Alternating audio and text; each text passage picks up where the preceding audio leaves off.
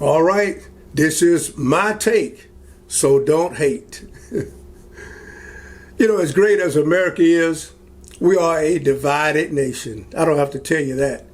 And there are several reasons for that division, not the least of which are greed and selfishness. We are divided by race and color. We are divided by rich and poor. We are divided by east and west and north and south. We are divided by the haves and the have-nots. And we are divided by prejudices and ignorance. As a matter of fact, it's really a stretch to call us the United States of America, because we're anything but united. One of our problems is that there are far too many people of this country who have not bought into the concept, who have not accepted the idea that this is their country. And it's their country as much as it is anyone else's country. Then on the flip side of that, there are too many people who are trying to claim more of this country as exclusively theirs and relegate all others to the status of outsiders. I don't get it. How can someone who came from the outside call someone else an outsider? I'll tell you how they can do it. Practice, practice, practice. Okay? And then when you look at that, coupled with those who don't see this nation as their nation, it perpetuates the thought that some belong and are entitled, and then there are others who don't belong and are not entitled. I was born in Alabama, and I left as soon as I found out where I was. On more than one occasion, not only in Alabama, but in Georgia and throughout the United States and abroad, as a black person, a black man, I have experienced racism and discrimination. But I can truly say that I have never felt inferior to anyone. I have never felt as though I didn't belong or that I was not entitled to the same rights, the same benefits, and the same privileges as anyone else in this country. I've never thought that I couldn't do or that I shouldn't attempt to do a certain thing because of the color of my skin. I've been a patriot as long as I can remember, and have always owned this country as my country. You can call me crazy if you like, but I volunteered for the military. I volunteered to go to serve in Vietnam, and I volunteered to serve on the front lines in combat with the 173rd Airborne Brigade in Vietnam. And as wrong as the Vietnam War might have been, I fought for my country, and I felt that I was answering the call of my country, and I felt that I was fulfilling a need for my country. I served as a state trooper and in other areas of law enforcement because I believed in protecting and defending the people of this nation and the people of this state and the people of the communities of this state.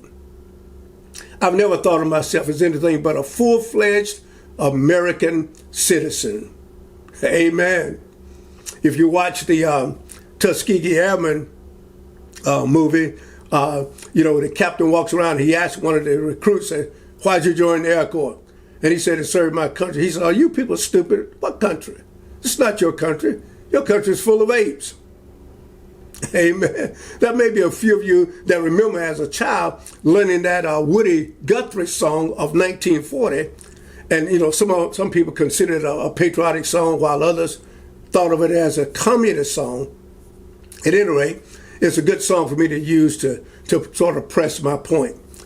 A portion of that song, the chorus of that song says, this land is your land, and this land is my land. From California to the New York Islands, from the Redwood Forest to the Gulf Stream waters, this land was made for you and me. Let me tell you something, my friend. Not only was this land made for you and me, this land was made by you and me. I understand that nowadays there's some doubt, a question about, whether or not this land is literally ours anymore. Some say the Japanese own it. But while the others may own a good bit of what's in the land, this is still our land. No matter how much land one might own in this country, they still don't own the country. And although we refer to the country as this land, there's more to the country than the land. In spite of all the attempts, and I mean throughout history of this country, all the attempts to close the borders of America and only allow in a select few, our country has always been and remains an open border country. We are a nation of immigrants. I mean, have you forgotten those words of the New Colossus poem by Emma Lazarus that ring loudly from the Statue of Liberty? A portion of that says, "Keep ancient lands your storied pomp," cries she with silent lips. "Give me your tired, your poor, your huddled masses, yearning to breathe free, the wretched refuse of your teeming shore. Send these, the homeless, tempest-tossed to me. I lift my lamp beside the golden door." Amen.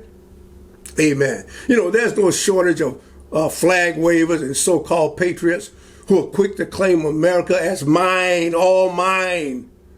And they stand ready to condemn anyone else who might dare lay claim to any parts or any rights, privileges, or benefits of America. And when you look at the hostilities between black and white, and because of the hostilities between black people of America and the government, the powers that be of America, black people have routinely disowned America as their land. And at the same time, simultaneously, others have routinely denied America as our land. And while there are some blacks who are constantly talking about going back, you don't hear it as much as we used to. There are whites and others who are constantly talking about sending us back. You hear more of that now. And I'm like, back where? I'm not sure about that. But this land is your land. This land is my land.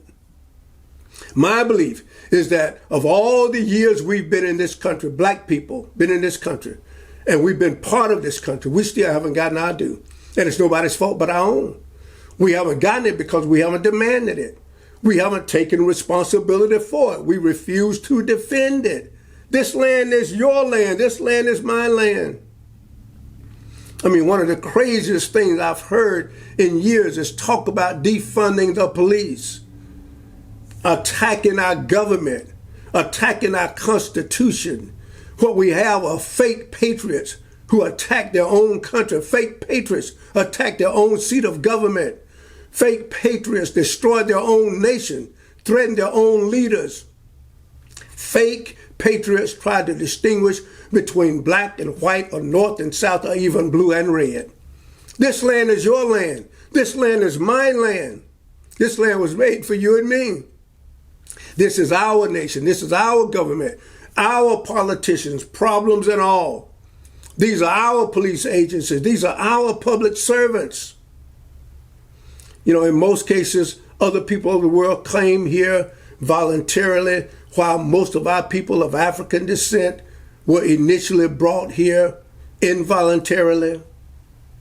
And then, of course, there are those who were already here when we got here, when somebody else claimed they discovered this country. It had already been discovered. You know, we call them Native Americans.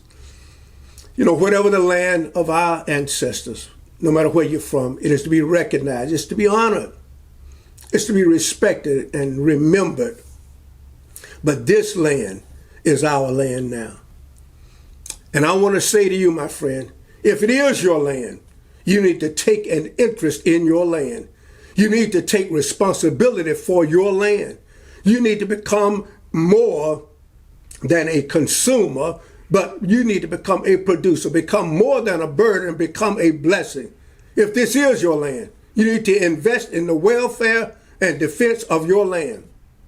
You need to get and stay involved in the political process of your land. If this is your land, you need to defend your land and not destroy your land. If this is your land, you need to own your land and claim your land and cultivate your land and promote your land. If this is your land. Now that's my take. So what do you have to say? Sound off.